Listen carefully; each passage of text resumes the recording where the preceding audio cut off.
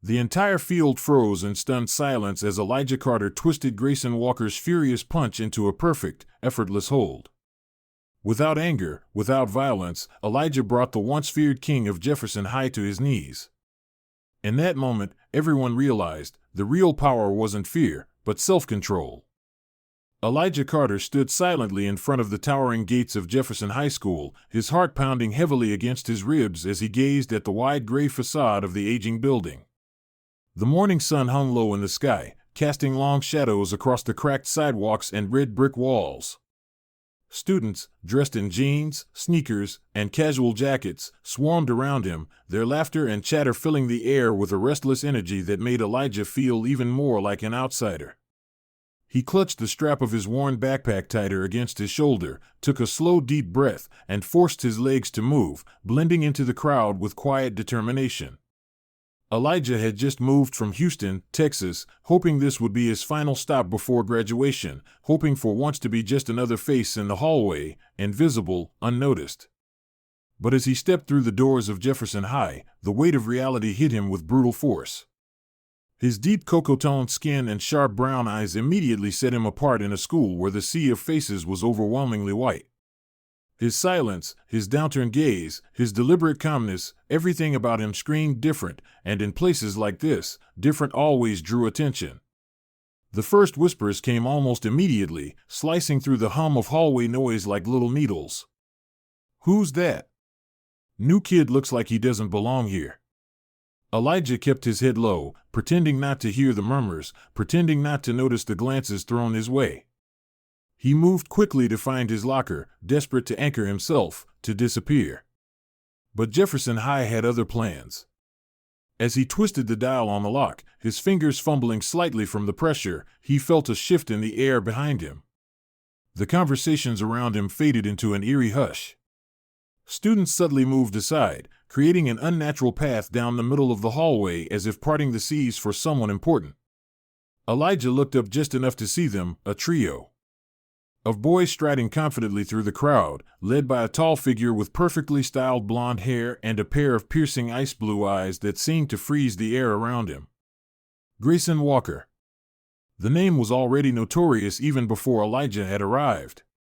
Grayson wasn't just a popular kid, he was the unspoken king of Jefferson High, the one who controlled the social order with invisible strings of intimidation, wealth, and ruthless charm. His reputation for manipulation and dominance extended far beyond his senior class. Flanking him were Sawyer Kent, the cunning gossip who collected secrets like coins, and Tanner Briggs, the muscle who spoke little but carried out Grayson's unspoken commands with precision. Grayson moved with the easy confidence of someone who believed he owned the world, his blue eyes scanning the hallway until they settled squarely on Elijah. There was a slight, mocking tilt to his smile, a cold amusement glittering in his gaze, as if sizing up a new toy to break. Elijah felt the weight of Grayson's attention settle on him like a physical burden, but he forced himself to keep his eyes on his locker, breathing steadily, refusing to engage. He knew the game. He had seen it before in Houston.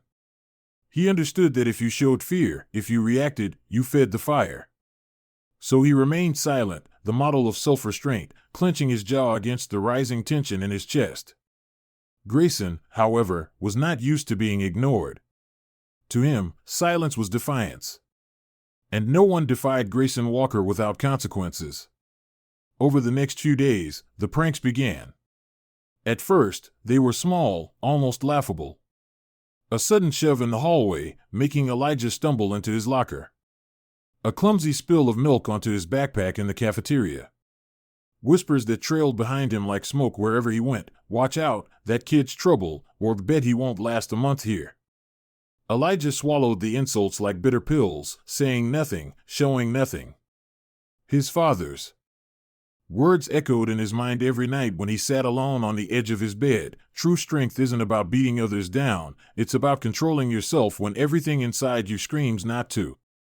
He wore that lesson like armor, enduring each day with quiet dignity even as the attacks grew bolder. But Grayson's patience wore thin. He wanted a reaction. He needed it. Every sneer Elijah ignored, every rumor he endured in silence, felt like a personal insult to Grayson's authority.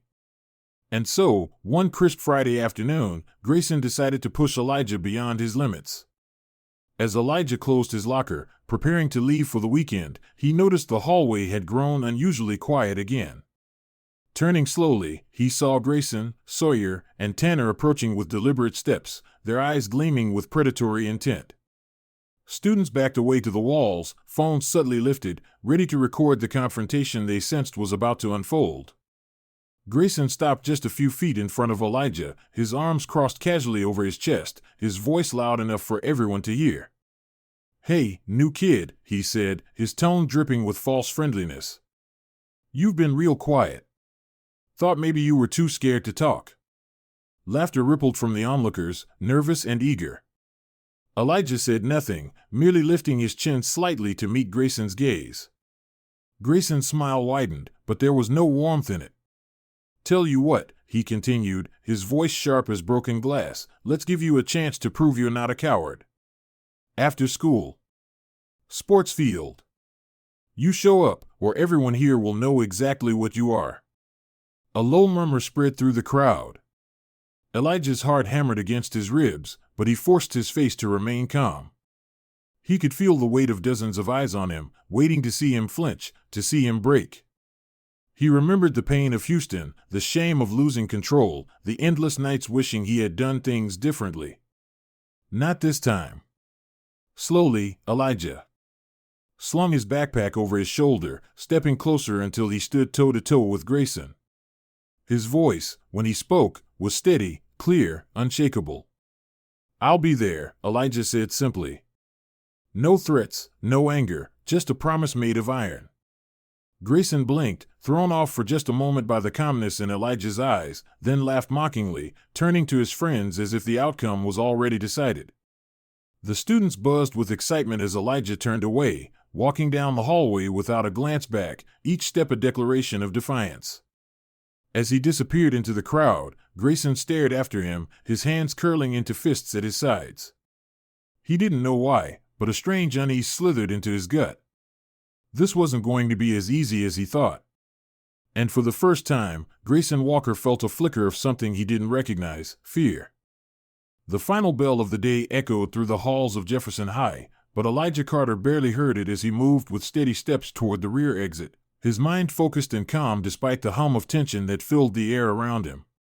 The whispers had started the moment he accepted Grayson Walker's public challenge, spreading through the student body like wildfire, growing larger and louder with every passing period. By the time the afternoon sun dipped low into the horizon, casting the world in hues of amber and gold, the entire school seemed to buzz with anticipation. Elijah could feel their stares as he walked through the parking lot and toward the sports field behind the school, the whispers, the sneaky glances, the not-so-subtle way students pulled out their phones, ready to capture whatever drama was about to unfold. But Elijah kept walking, his breathing steady, his heart anchored by the words his father had drilled into him again and again: true strength lies not in striking back, but in mastering the storm within. At the far end of the sports field, Grayson stood waiting, flanked by Sawyer Kent and Tanner Briggs, their postures oozing confidence, arrogance, and something darker beneath the surface. A few feet behind them loomed Zach Walker, Grayson's older brother, the school's revered football captain, known as much for his physical dominance as for his ruthless loyalty to his younger brother. Zach's arms were crossed, his powerful frame still and threatening like a loaded spring. Around them, clusters of students gathered near the bleachers and the sidelines, murmuring in excitement, their phones raised, ready to record what they all thought would be Elijah's humiliation. Grayson saw Elijah approaching and a slow, predatory smile curled his lips. He tilted his head slightly, murmuring to Sawyer and Tanner without taking his cold blue eyes off his target. Sawyer chuckled under his breath while Tanner cracked his knuckles with obvious anticipation. They had it all planned out: the taunts, the first shove to knock Elijah down, the crowd's laughter, the easy reassertion of Grayson's dominance over Jefferson High. But as Elijah stopped a few paces in front of them, setting his backpack gently on the ground and standing tall with his hands relaxed at his sides, something in Grayson's gut twisted unexpectedly. There was no fear in Elijah's posture, no hesitation in his dark brown eyes. Just calm. Just readiness. The kind of readiness that didn't need to shout or posture. It simply existed, steady and immovable. Grayson took a bold step forward, sneering loudly enough for the crowd to hear. "Last chance, Carter," he said, his voice dripping with mockery. "You can still back out before you embarrass yourself." Elijah looked at him, meeting his gaze with a stillness so unnerving that even Zach shifted slightly in the background. Elijah's voice, when it came, was soft but carried clearly through the field. "I'm not here to fight. But I won't back down either." A ripple went through the watching students, a mixture of surprise and curiosity. Grayson's smile faltered for a fraction of a second before he covered it with a bark of laughter. Without warning, he jerked his chin at Sawyer, who immediately lunged toward Elijah with a shove meant to knock him off balance. But Elijah didn't move like an ordinary high school kid. In one fluid motion, he sidestepped the attack with a grace that almost looked casual, letting Sawyer stumble forward into empty air. Before Sawyer could regain his footing, Elijah lightly placed a hand on his back and guided him past, using Sawyer's own momentum to send him sprawling onto the grass, unharmed but humiliated. Gasps erupted from the crowd. Tanner, seeing his friend hit the ground, roared in frustration and charged at Elijah with a clenched fist. But again, Elijah's training shone through. He pivoted smoothly on the ball of his foot, catching Tanner's wrist mid-swing, twisting it just enough to redirect the force without causing injury, sending Tanner stumbling to the side, wide-eyed and disoriented. The field buzzed louder now, the energy shifting rapidly. Phones zoomed in. Students whispered and gawked openly, some exchanging glances that said what no one dared speak aloud: Elijah wasn't just surviving this. He was dominating it without throwing a single punch. Grayson's face darkened, his hands curling into fists at his sides as he realized his carefully staged humiliation was spiraling out of his control. His brother Zach moved then, slow and deliberate, stepping forward with the kind of intimidating confidence that made most kids in Jefferson High shrink back automatically. Zach was bigger, stronger, and trained from years of competitive sports. He was supposed to end this quickly. Elijah watched him approach, his body loose but ready. Zach swung out a hand, aiming to grab Elijah by the shirt and yank him off balance, but Elijah shifted at the last second, slipping under the grasp with startling speed. He caught Zach's wrist with a firm grip, twisted it just enough to break his stance, and with a controlled movement, gently but firmly sent Zach staggering backward, forced to catch himself before he fell. The collective gasp from the students was deafening now. No one had ever seen Zach Walker stumble before. Grayson's mind raced, his pride burning hotter than ever. This wasn't just a loss, it was public devastation. His hands shook as rage boiled over. With a wild yell, Grayson hurled himself at Elijah, fists swinging wildly, aiming to pummel him into the ground. But Elijah had seen it coming long before the first move. He moved like water around Grayson's attacks, never meeting rage with rage. As Grayson overextended on a reckless punch, Elijah caught his wrist midair, twisted it behind his back, and locked him firmly but without unnecessary force. Grayson struggled, grunting with effort, but Elijah's grip was iron. Calmly, without raising his voice, Elijah leaned down and said so only Grayson could hear, his words cutting deeper than any blow ever could. "Screaming louder doesn't make you stronger, Grayson. Controlling yourself does." Then, in one smooth motion, Elijah released him, letting Grayson stumble forward and fall hard onto his knees, gasping for breath, his face red with humiliation. Silence fell over the field. Complete, stunned silence. Elijah stood tall and unmoving, his expression unreadable, while Grayson remained kneeling in the dirt, fists clenched, breathing ragged. Every eye was on them. Every phone was still recording. But no one laughed. No one cheered. They only stared, as if realizing for the first time that the rules they had believed in for so long, the ones built on fear, dominance, and cruelty, were not real power at all. Elijah glanced once around the field, meeting the stunned gazes without fear, then quietly picked up his backpack, slung it over his shoulder, and walked away without another word. Behind him, Grayson knelt frozen, the king of Jefferson High dethroned not by violence, but by dignity, restraint, and the quiet, undeniable strength of true control. For the first time, Grayson Walker realized he had lost something much more important than a fight. He had lost the illusion of his invincibility. And Jefferson High would never be the same again. The stunned silence that blanketed the sports field after Elijah Carter calmly walked away from Grayson Walker's collapse lingered like a heavy fog, suffocating and inescapable, stretching into the following days at Jefferson High School. Grayson, once the undisputed king of the school's social hierarchy, now found himself walking through the crowded hallways to an icy reception he had never experienced before. Students who used to nod respectfully or scramble to get out of his way now barely glanced at him or, worse, looked through him as if he no longer existed. It was as if Grayson had been erased, his name stripped of its former power, and the cold realization of his downfall gnawed at him more viciously with every passing day.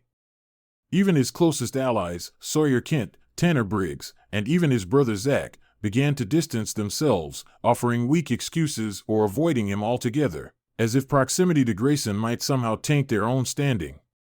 In the cafeteria where Grayson once held court at the center table, he now sat alone, staring down at his untouched tray, his ears burning from the whispering that buzzed all around him. It wasn't just the isolation that hurt, it was the quiet, merciless way in which it happened. No one needed to yell or mock him. Their indifference was far worse, a slow and steady dismantling of everything Grayson had built his identity around.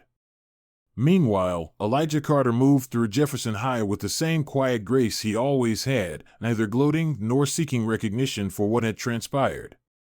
He still kept to himself for the most part, still nodded politely to teachers and classmates alike, but now when he walked the halls, the looks he received were different. They were no longer tinged with suspicion or casual cruelty. Instead, there was a growing respect, a quiet acknowledgement that this young man had demonstrated something few others could even comprehend, true strength, the kind that didn't require fists or shouting to be recognized.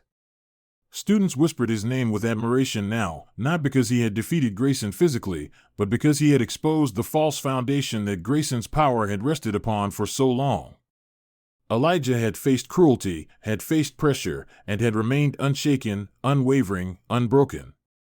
In doing so, he had given everyone at Jefferson High a glimpse of something greater than fear-driven control. He had shown them dignity.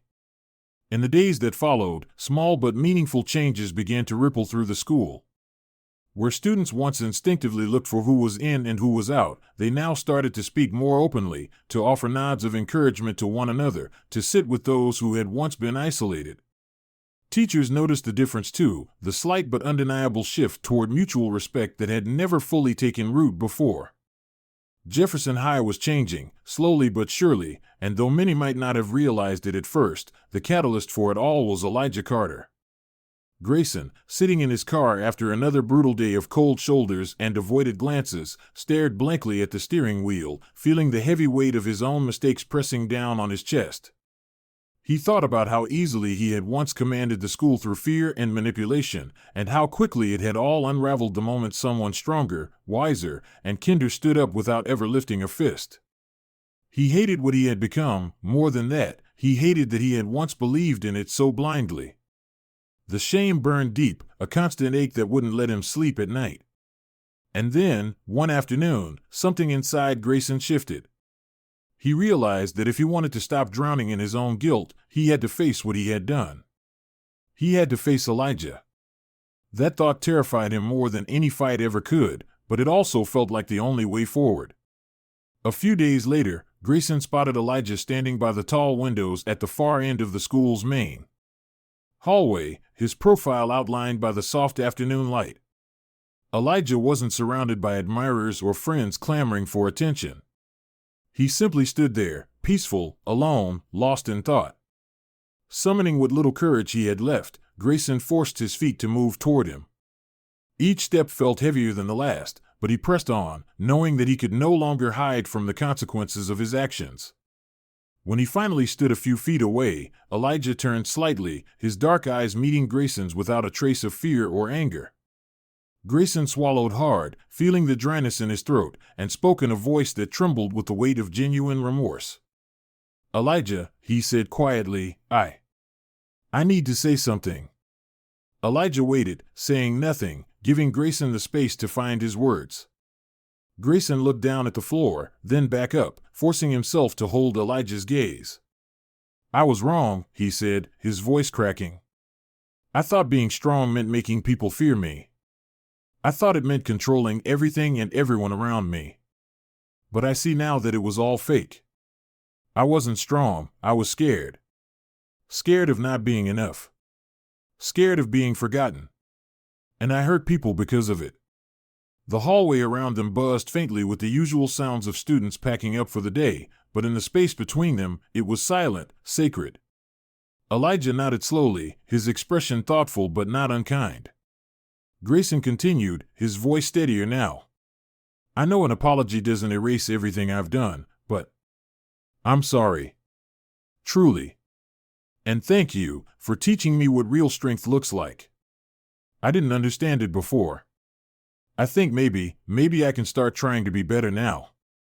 Elijah studied him for a long moment, then offered a small, quiet smile. He extended his hand, firm and sincere. "It's not about being perfect," Elijah said calmly. "It's about choosing to do better. Every day." Grayson hesitated for only a moment before reaching out and shaking Elijah's hand. It was a simple gesture, but for both of them, it carried the weight of something far greater, a beginning rather than an end. As they stood there, the sun dipped lower beyond the windows, bathing the hallway in a soft golden glow. Around them, Jefferson High moved forward, a school no longer ruled by fear or intimidation, but slowly healing, becoming a place where respect, courage, and kindness could thrive. Elijah Carter never sought glory, never sought to be a hero.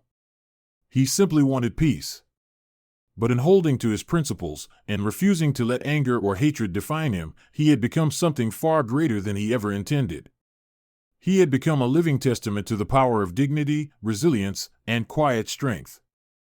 And as the days turned into weeks, and weeks into months, Jefferson High continued to change. It wasn't perfect, no school ever was, but there was a difference now, a thread of understanding woven through its halls, binding students together in ways they hadn't thought possible before. And every time a new student walked through those doors, every time someone faced a challenge or a cruel word or a moment of doubt, there was an unspoken lesson that lingered in the very air of Jefferson High. True strength isn't about control. It isn't about fear. It's about mastering yourself, choosing kindness over cruelty, choosing courage over anger, choosing to stand tall even when everything around you tries to drag you down. Elijah Carter had left his mark not through force or fame, but through quiet, unyielding integrity. And long after graduation day, long after the banners came down and the lockers were emptied, his story remained, carried in the hearts of those who had witnessed it firsthand, a living reminder that one person, standing firmly in their truth, can change everything. In the story of Elijah Carter at Jefferson High, we are reminded of one of the most profound truths about strength. It isn't about overpowering others or seeking to dominate through fear. True strength lies in mastering ourselves and holding on to dignity and self-respect even when we are provoked, humiliated, or misunderstood. Elijah's journey teaches us that power built on intimidation and cruelty is fragile. It may seem imposing for a while, but it eventually collapses under the weight of its own emptiness.